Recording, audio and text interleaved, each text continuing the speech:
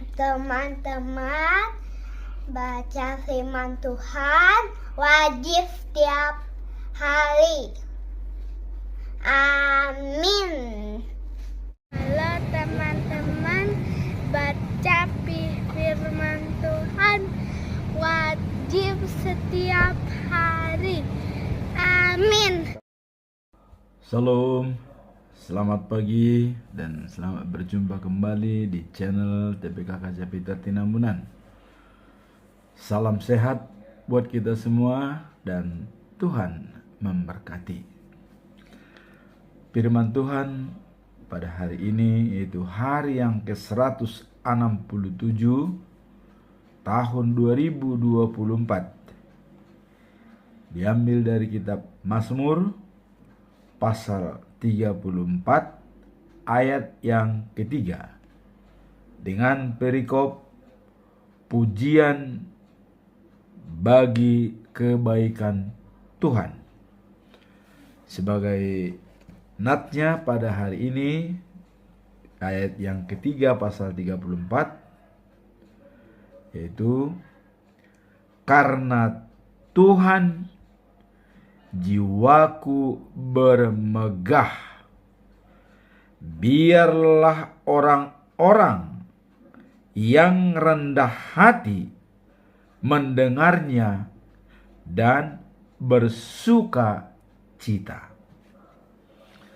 Kemudian dalam bacaan pagi diambil dari surat Rasul Paulus ke jemaat Filipi pasal yang ketiga ayat 4b sampai dengan 9.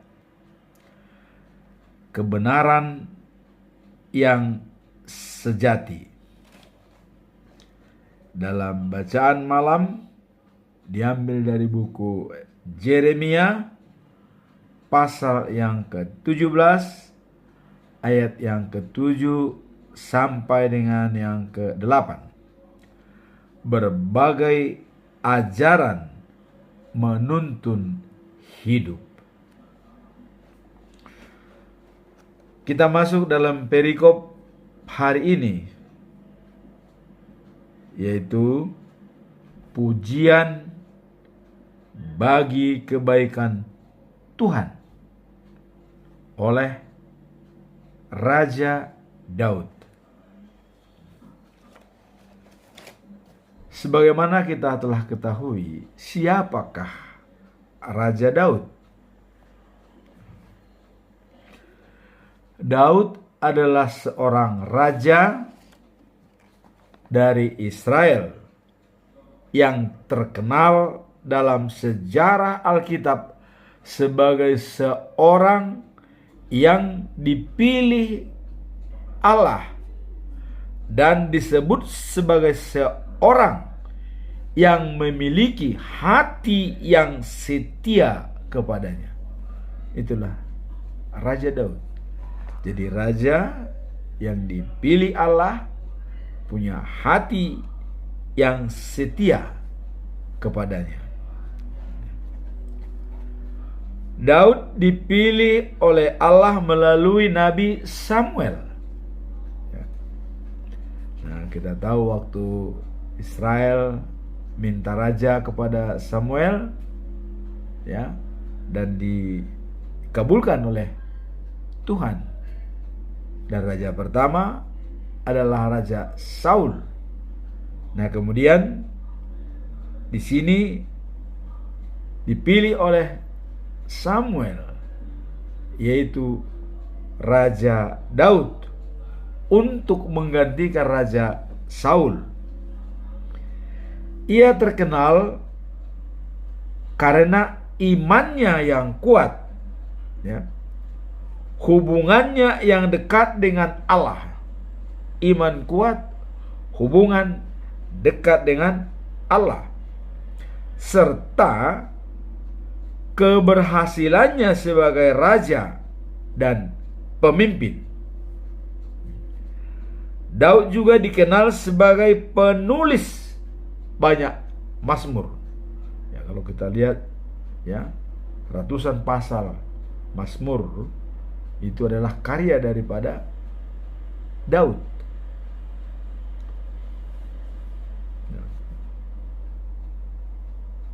Pernyataan Daud yang sangat fundamental, yang sangat punya pondasi yang kokoh, ya, ada ditulis dalam Mazmur pasal 23 ayat 6. Demikian bunyinya.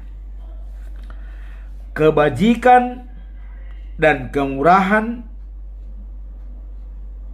akan mengikuti aku seumur hidupku, dan aku akan diam dalam rumah Tuhan sepanjang masa.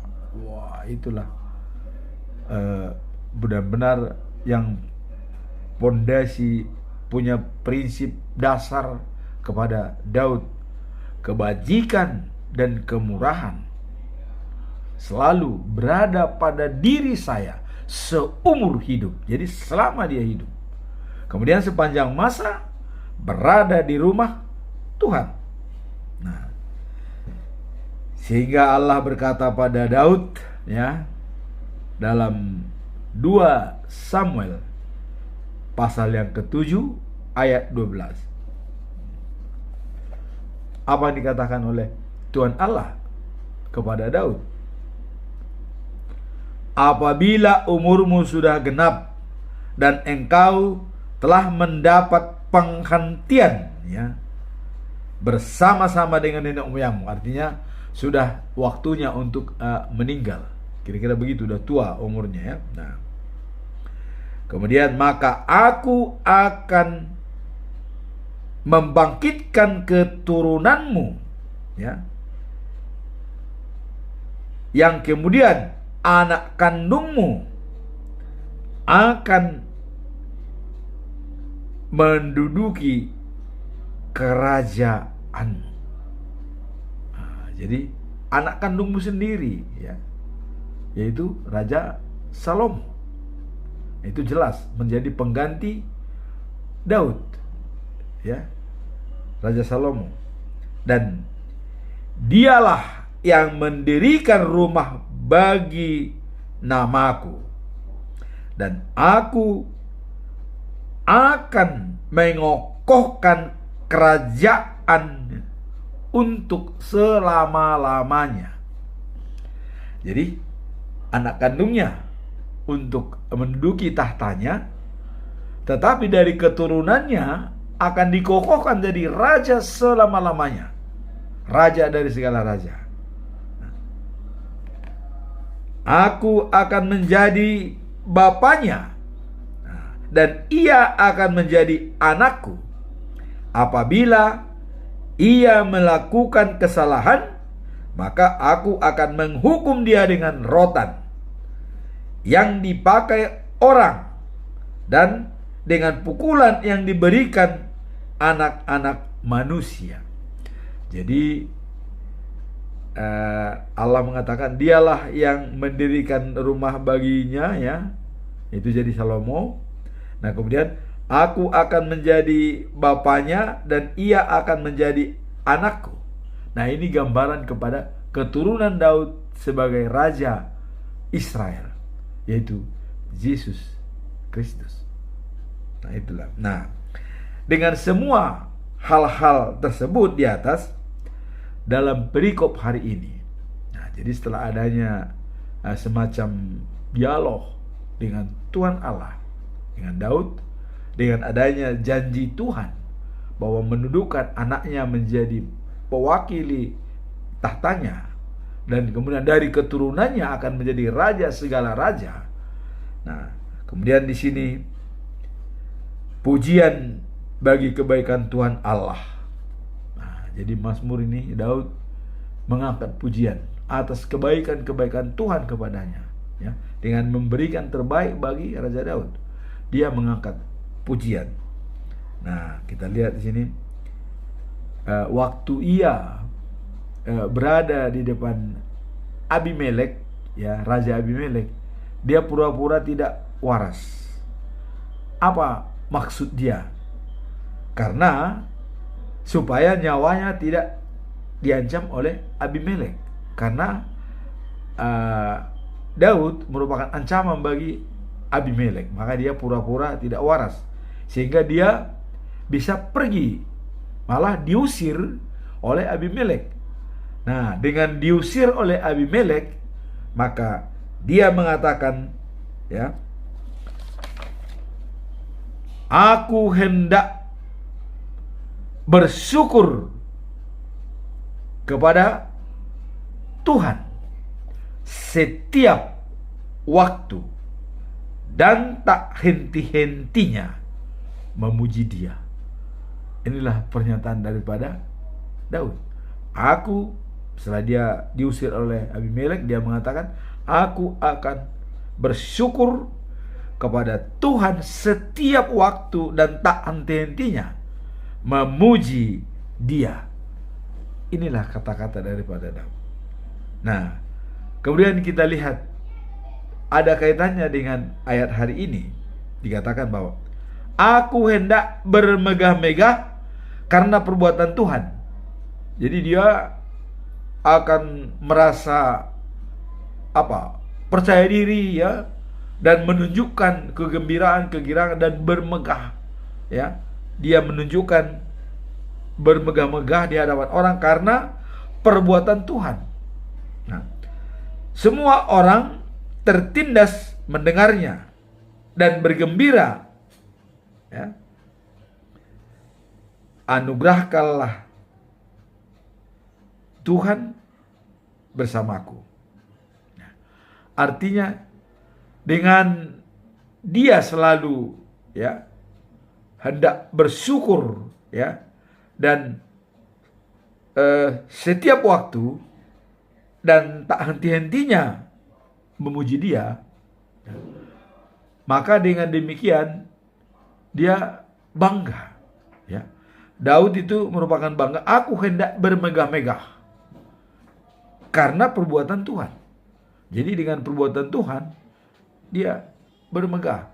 Nah, supaya semua orang yang tertindas dapat melihat, wah, ternyata kalau bersama dengan Tuhan, itu seperti Daud. Jadi yang tertindas jangan sampai mereka putus asa. Itu maksudnya. Jadi supaya yang tertindas bisa melihat. Dan kemudian dia bilang, anugerahkanlah Tuhan bersamaku.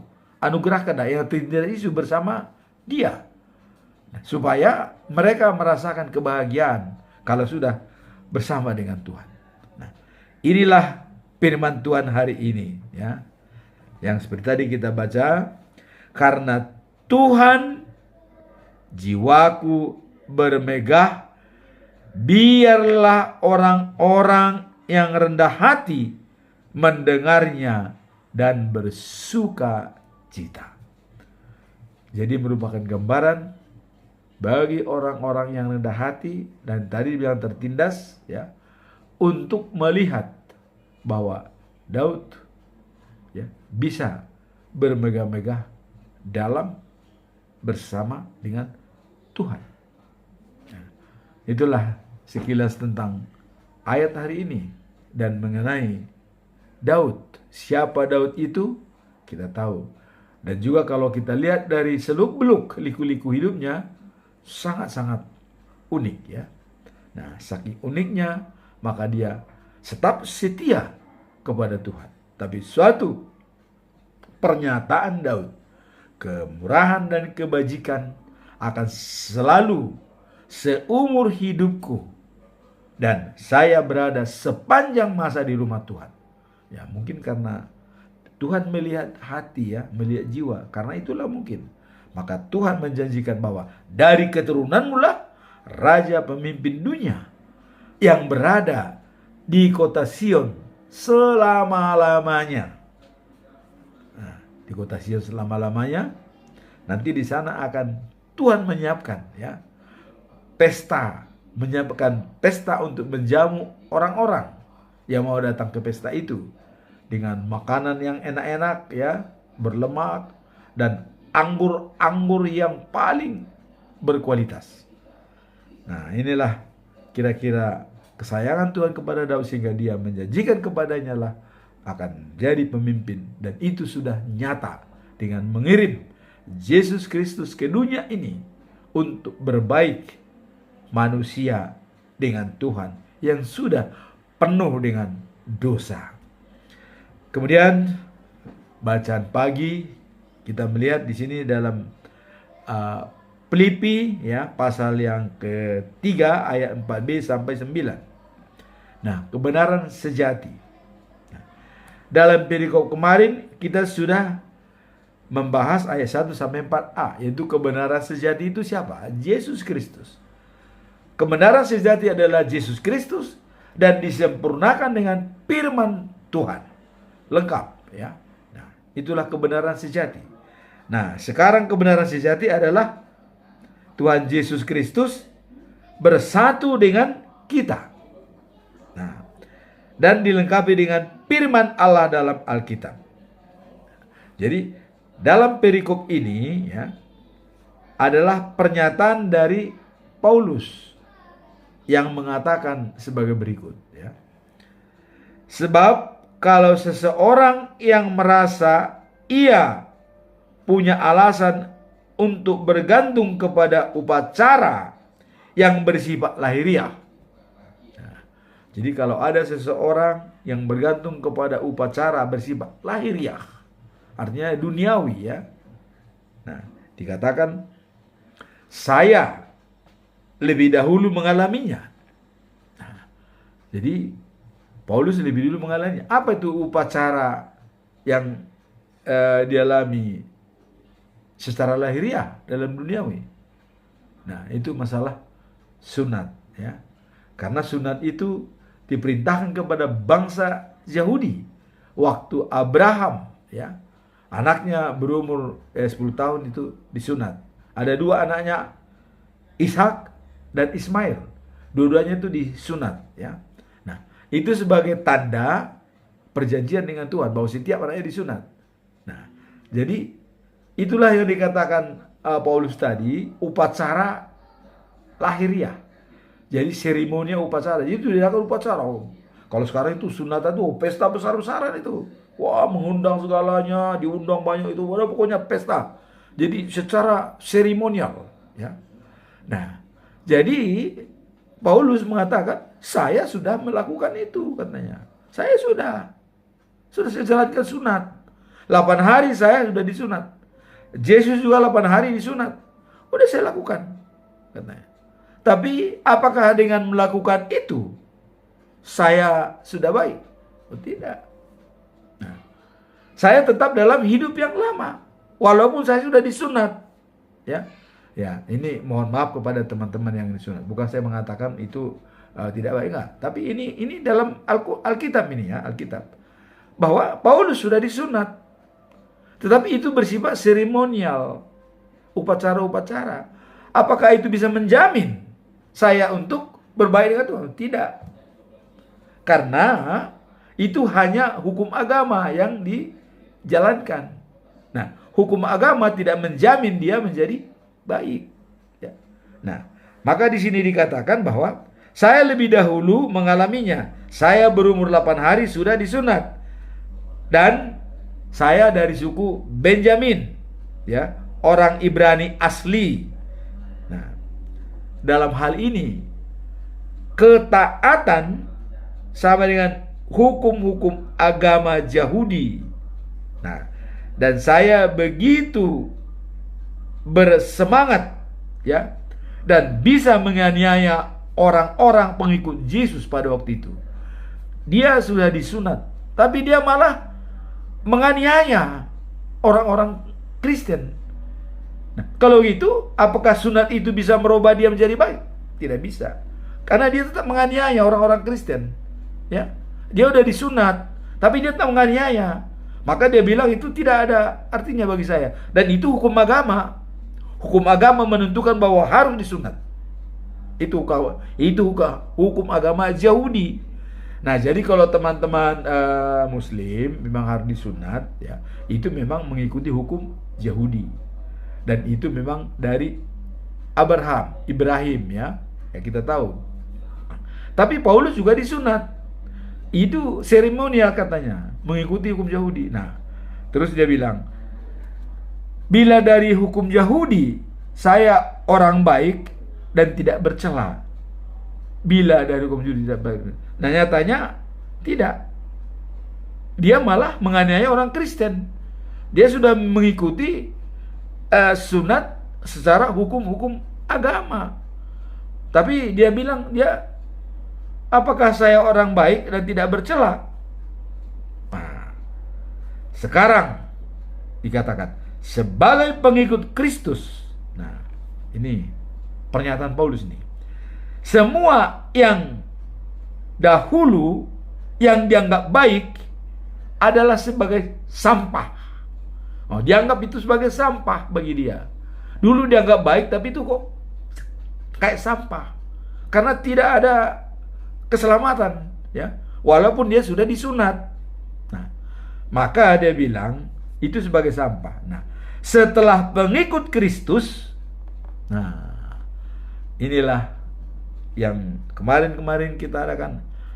Habis gelap, terbitlah terang. Terang itu adalah anugerah dari Allah. Dan itulah dia menjadi pengikut Yesus. Pada saat dia membawa surat ke Damaskus atau Damaskus dari izin dari imam-imam di Yerusalem untuk membunuh para pengikut Kristus, di tengah jalan dia ditangkap oleh Yesus. Saulus, kenapa kau hina aku? Dia kaget Saulus. Akhirnya dia ditangkap, berubah menjadi pengikut Kristus. Nah, inilah pernyataan daripada Saulus atau Saul Paulus, hidup kebenaran yang sejati itu ya ini. Jadi kalau kita sudah melakukan seremonial, hukum-hukum agama segala macam, tapi tanpa percaya kepada Yesus, itu dianggap sampah semua katanya. Ya, Paulus yang bilang, itu dianggap semua sampah walaupun sudah dilakukan. Kalau tidak percaya kepada Yesus Kristus, percuma. Nah, ini kepada kita semua, walaupun sudah mengikuti seremonial agama segala macam, tapi kalau kita tidak percaya kepada Yesus, itu semua omong kosong katanya. Bahkan Paulus mengatakan itu sampah. Nah, ini Paulus yang bilang, ya. Nah, kemudian saya dulu Saulus dalam kegelapan, walaupun menurut hukum agama Yahudi sebagai terang. Jadi dulu dianggap itu dengan hukum-hukum Yahudi itu, ya, itu dianggap terang bagi dia dulu, ya. Nah, itu dianggap terang. Nah, tapi setelah pengikut Kristus, semua itu sebagai sampah, ya. Dan saya anggap sebagai hal-hal yang merugikan saya.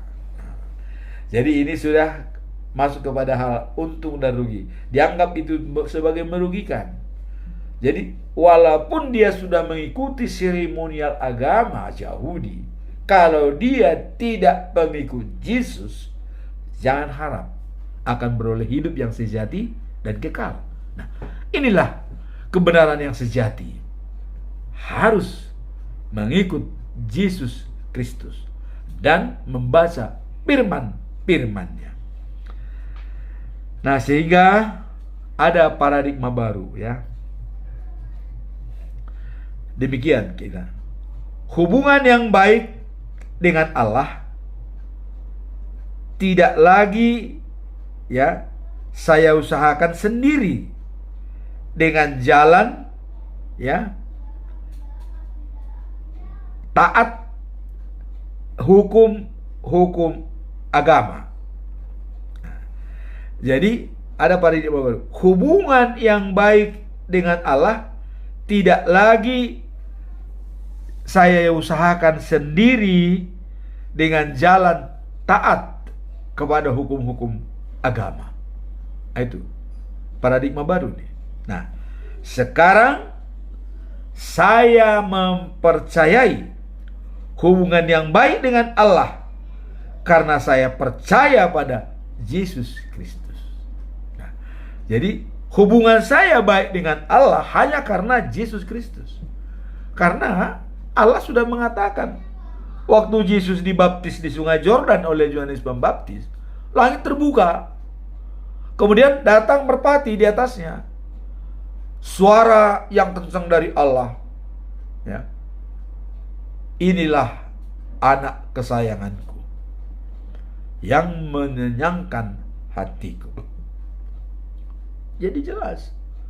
Nah, walaupun ya banyak yang tidak percaya bahwa Yesus itu adalah Tuhan Allah, ya nggak apa-apa, karena Tuhan sudah mengatakan, kurahasiakan kepada orang-orang yang bandel, kepada orang-orang yang tidak mau percaya, kurahasiakan katanya.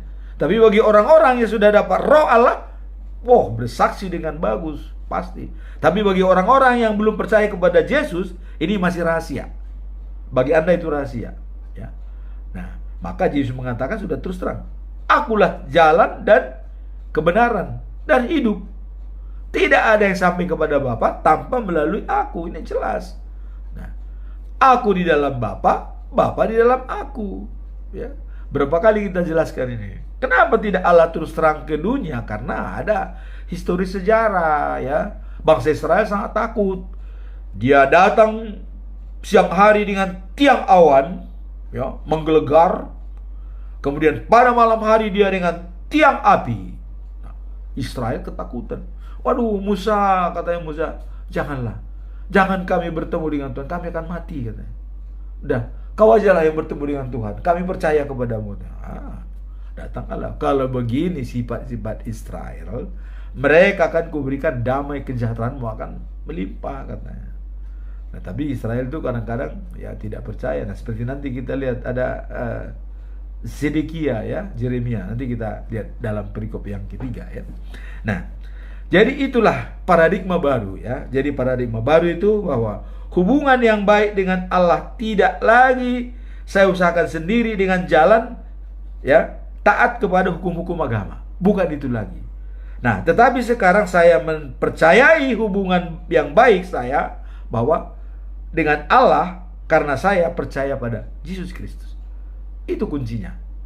Jadi percaya kepada Yesus Kristus, hubungan baik dengan Allah. Tidak percaya kepada Yesus Kristus, hubungan tidak baik dengan Allah. Kira-kira begitu filosofinya, pendapatnya, paradigmanya baru. Nah, jadi hubungan baik itu datang dari Allah yang berdasarkan percaya pada Yesus Kristus. Nah, dan keinginan saya, kata Paulus, ya. Jadi ini dia mengatakan punya keinginan, ya, memang kepada jemaat Filipi ini kesayangannya nih, karena dia yang mendirikan jemaat Filipi, ya. Nah, kuasa yang menghidupkan dia. Jadi kuasa yang menghidupkan Yesus waktu dimati, disalibkan, bangkit. Nah, dan kesetiaan sebagai contoh. Nah,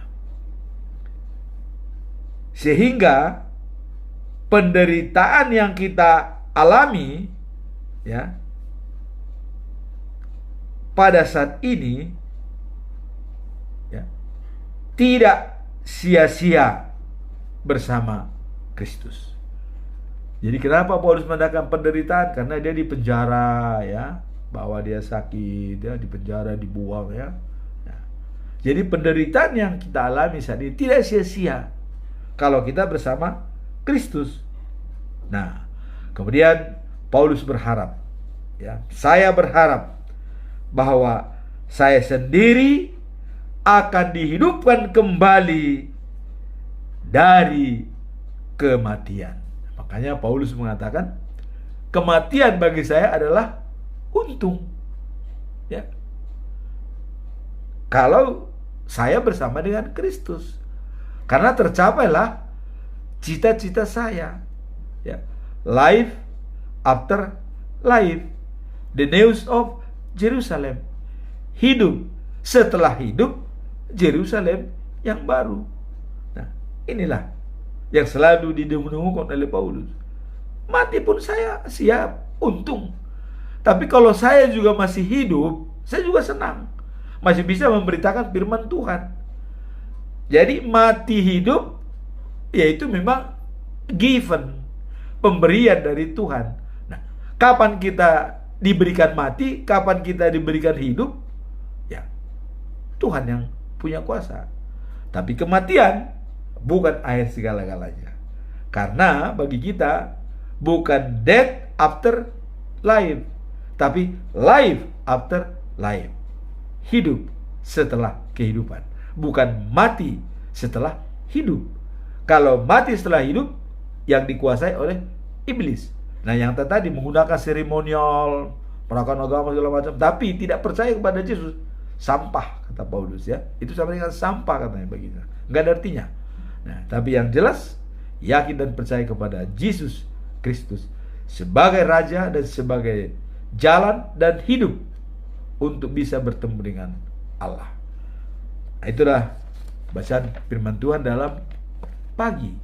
Kemudian bacaan malam ini. Nah, ini malam ini kita lihat Yeremia pasal 17 ayat 7 sampai 8. Perikop, ya. Pelbagai ajaran menuntun hidup.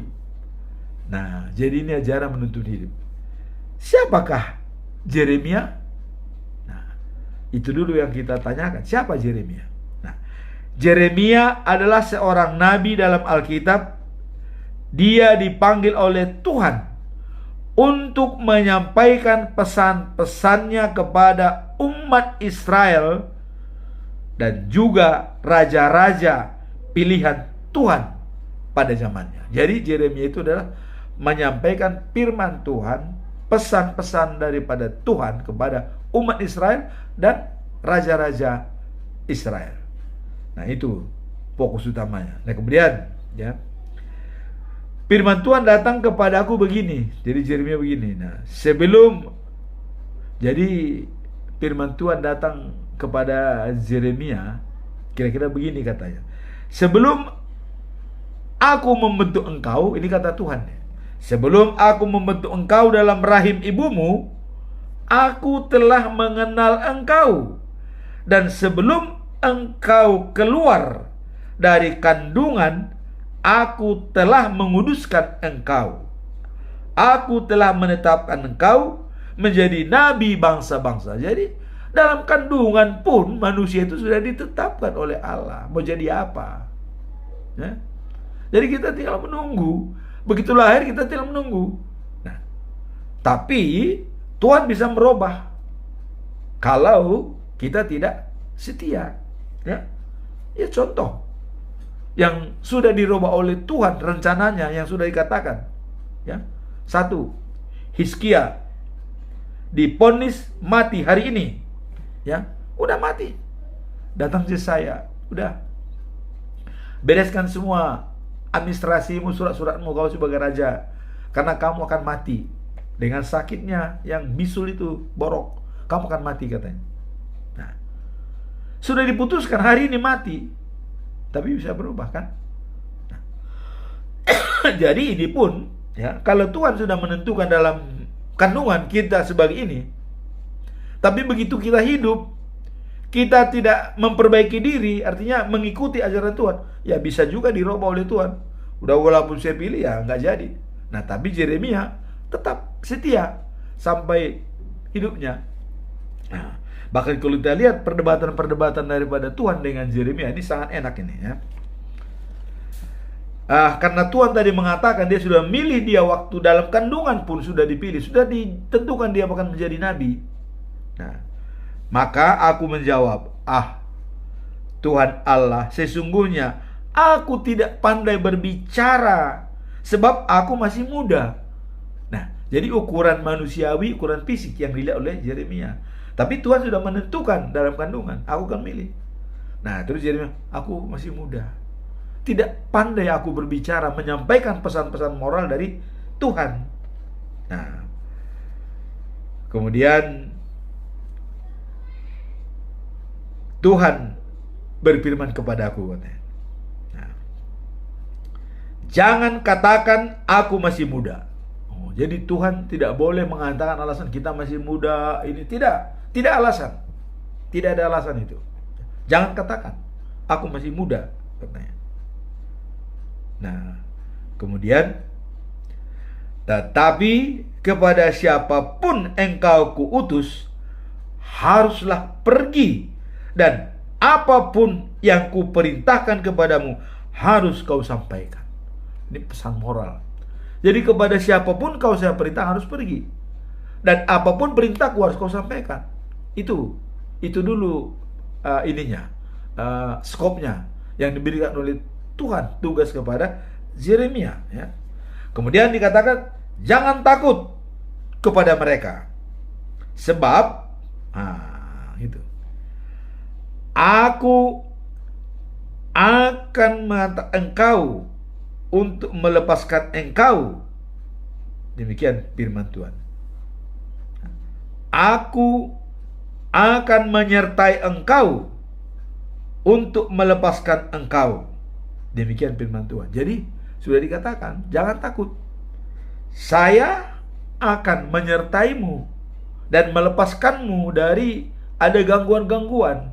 Apabila kau menyampaikan pesan saya dengan baik kepada siapapun, jangan takut.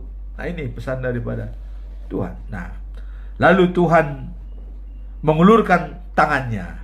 Jadi Tuhan kira-kira tangannya begini dan menyentuh mulutnya Yeremia, diginin.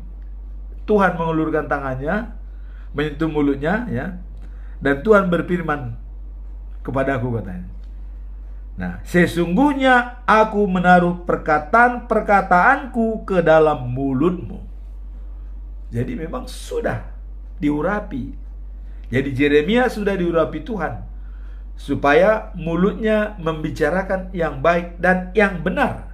Nah, cuman kita lihat, ya, ada raja-raja yang tidak mau percaya kepada Yeremia.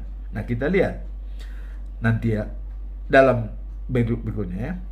Pada hari ini aku mengangkat engkau atas bangsa-bangsa dan atas kerajaan-kerajaan untuk mencabut dan merobohkan, untuk membinasakan dan menentukan, ya, untuk membangun dan menanam. Jadi sudah ditentukan. Jadi bangsa-bangsa atas kerajaan-kerajaan untuk mencabut dan merobohkan, untuk membinasakan dan meruntuhkan, untuk membangun dan menanam. Meruntuhkan, membinasakan, membangun dan menanam. Sudah ditentukan. Nah, apa karya utama Yeremia? Nah, karya utama dalam menyampaikan firman Tuhan kepada Israel tentang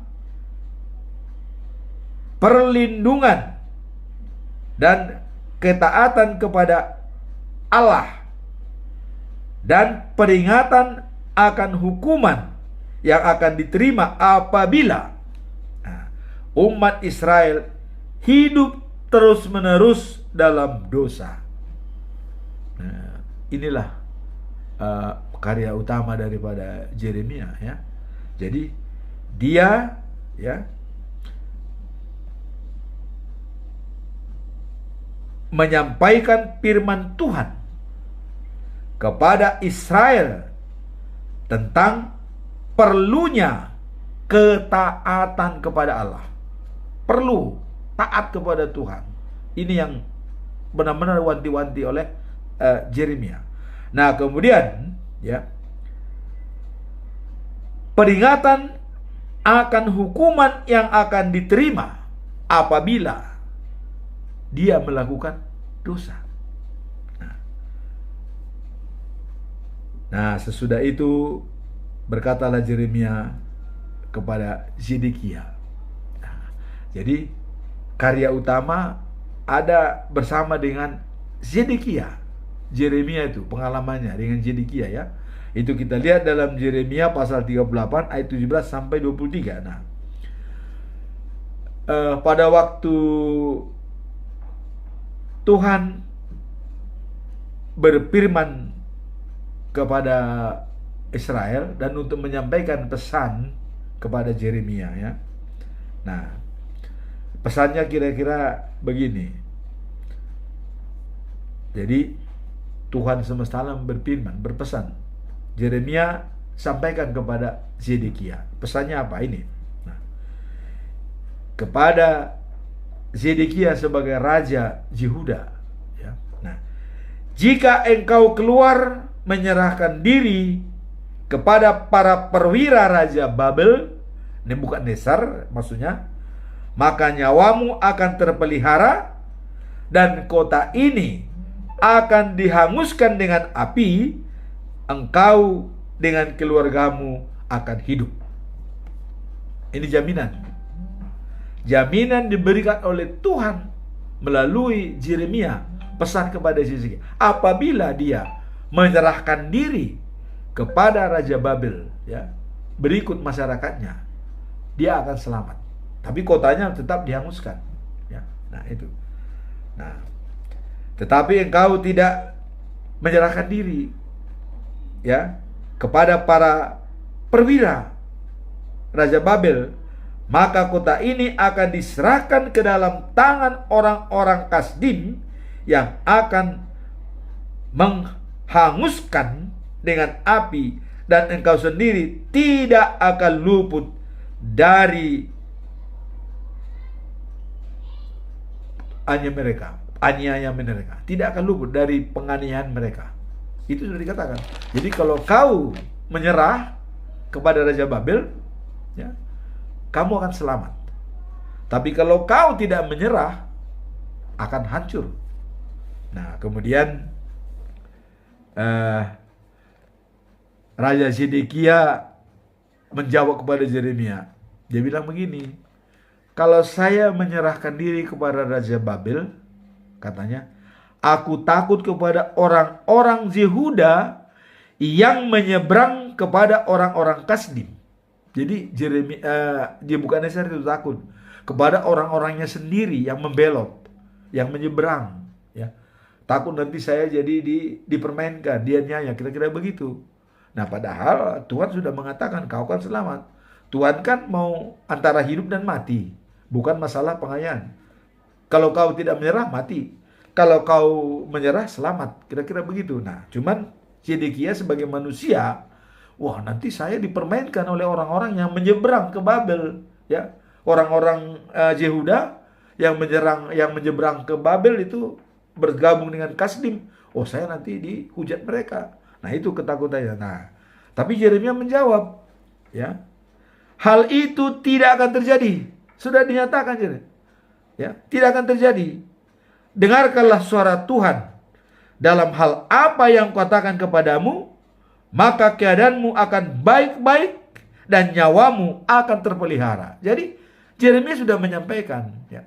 Tadi kan Tuhan mengatakan kepada dia, sampaikan pesan saya kepada raja siapapun, ya, jangan kurangi. Ini sampaikan oleh Yeremia kepada Zedekia, tapi dia tidak malah ketakut kepada manusia, bukan takut kepada Tuhan, ya. Coba kalau dia takut kepada Tuhan, bukan kepada orang-orang Yehuda yang menyeberang ke Babel, ke Kasdim, ditakutin. Ini manusia yang ditakutin, bukan Tuhan, ya. Repot sendiri kan begitu. Nah, sekarang sungguh suatu semasa perempuan-perempuan yang masih tinggal di istana Raja Yehuda akan dibuang keluar ke Babel. Nah, jadi dengan demikian percakapan mereka, nah cuman ada pesan daripada Zedekia. Nanti jangan sampaikan pembicaraan kita ini, apa yang kau bicarakan kepada saya. Jadi pesan Tuhan itu dikatakan, jangan bilang-bilang kepada siapapun. Udah, kamu diam aja. Ya. Jadi Yeremia tidak menyampaikan. Ditanya oleh pegawai-pegawainya, apa yang kalian bicarakan? Wah, tidak ada katanya. Karena Yeremia juga takut. Ditahan lagi dia di rumah Jonatan, ya, ditahan. Ya, ada penjara semacam penjara istana di sana itu, ya, di tempatnya rumah Jonatan, dikurung di situ. Dia takut, ya dia tidak memberitakan apa-apa, sehingga dia bisa berjalan dan bisa bebas. Nah kemudian setelah itu apa yang terjadi? Nah, jadi karena Raja Yehuda tadi memang tidak tidak peduli pesan-pesan Allah, akhirnya Babel menyerang. Kasdim menyerang. Semua diangkut ke Babel. Perempuan-perempuan, perwira-perwiranya. Nah, pada waktu malam hari, Zedekia melarikan diri, ya. Nah, dalam tahun ke-11 ya Zedekia ya lari pada malam hari ya menuju Araba atau Jordan. Karena sudah ada serangan dari Kasdim, Nebukadnezar ya. Nah, mereka lari pada malam hari. Tetapi tentara Kasdim mengejar mereka ya. Dan menyuruh Zedekia ya di dataran Jeriko. Nah, jadi dia ditangkap di dataran Jeriko ya, dibawa ke Riba. Nah, di tanah Hanat kepada Raja Nebukadnezar, Raja Babel ya. Nah, setelah ditangkap, dibawa ke sana, apa yang terjadi? Sangat sedih. Saudara-saudara, sedih Bapak Ibu ya. Raja Nebukadnezar menyuruh anaknya semua disembelih di depan matanya Zedekia. Coba, disembelih semua. Inilah kalau tidak menurut apa yang dikatakan oleh Allah. Kenapa dia melanggar? Hanya karena ego, hanya kepentingan diri sendiri. Saya sebagai raja, mana mungkin begini-begini. Karena bisa, tidak. Ya. Kalau Tuhan sudah mengingatkan, ya turutilah. Padahal hanya disuruh untuk menyerah kepada Raja Babel. Keluargamu akan selamat. Memang kotamu akan di bumi hanguskan. Ya nggak apa-apa daripada dia mati. Nah sekarang coba. Tadi kalau dia menyerah, anak-anak dan keluarganya selamat.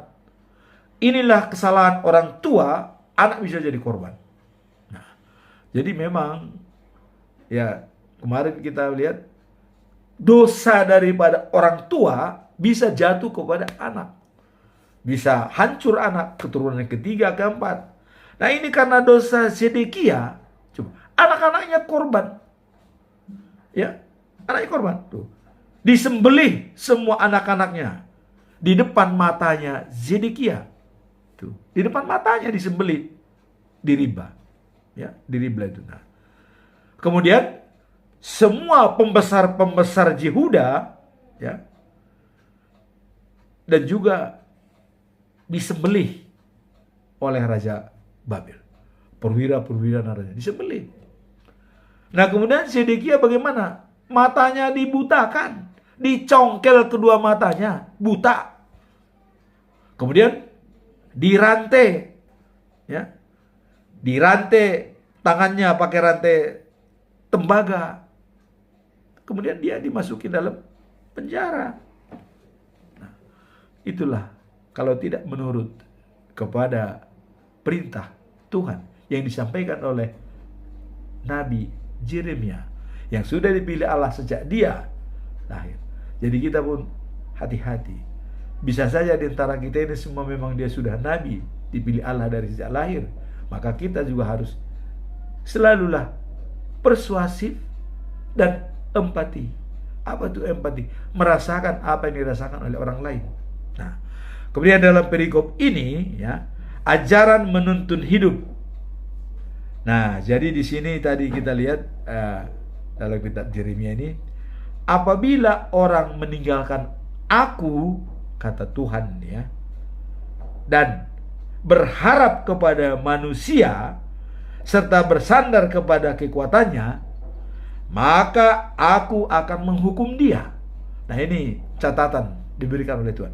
Apabila, nah, karena dengan tadi kejadian itu, apabila orang meninggalkan aku ya sebagai Tuhannya ya dan berharap kepada manusia. Nah, tadi Zedekia itu memang berharap dia supaya tidak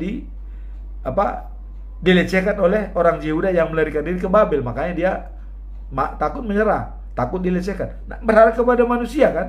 Nah, berharap kepada manusia serta bersandar pada kekuatannya, dia menganggap dia kuat, raja. Nah, maka aku akan menghukum dia. Ini jelas, dihukum. Anaknya mati semua, Sedekia dibutakan, akhirnya juga dia akan mati. Nah, jadi Tuhan mengatakan harusnya seperti tanaman yang tumbuh di padang tandus. Nah, jadi itu seperti, jadi kalau tadi seperti itu katanya adalah seperti tanaman yang tumbuh di padang yang tandus.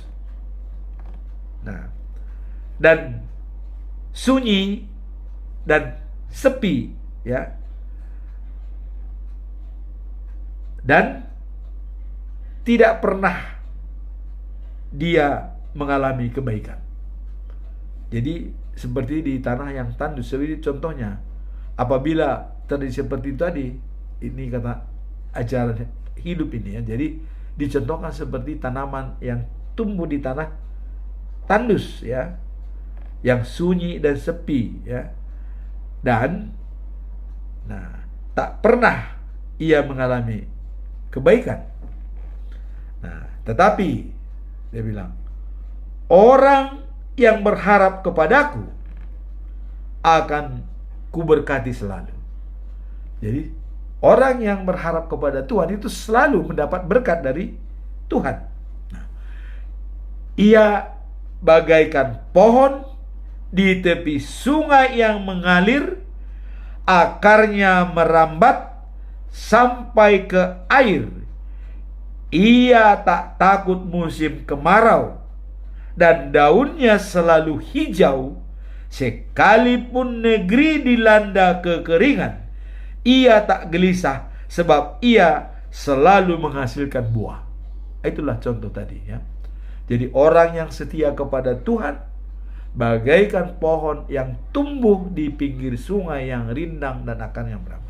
Tapi orang yang tidak mengandalkan Tuhan bagaikan pohon yang tumbuh di atas tanah yang tandus. Kalau istilahnya itu adalah hidup segan, mati tak mau. Itulah orang yang tidak percaya kepada Tuhan. Hidup segan, mati tak mau. Ya begitu-begitu saja. Tidak jelas kemana arahnya perginya. Hidup segan, mati tak mau. Kira-kira begitu. Nah, kemudian dikatakan bahwa hati manusia tak dapat diduga, paling licik dari segala-galanya, dan terlalu parah penyakitnya. Hati manusia licik, parah penyakitnya.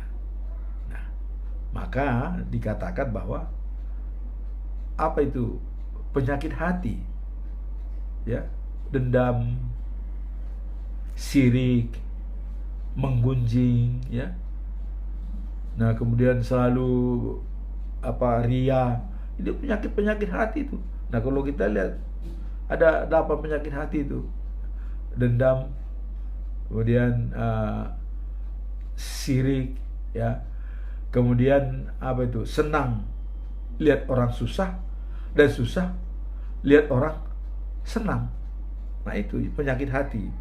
Nah, kemudian Tuhan mengatakan, aku akan menyelidiki semua hati manusia. Nah, jadi kembali, aku akan menyelidiki semua hati manusia, apakah buruk, apakah baik, itu hitam putih ada pada saya.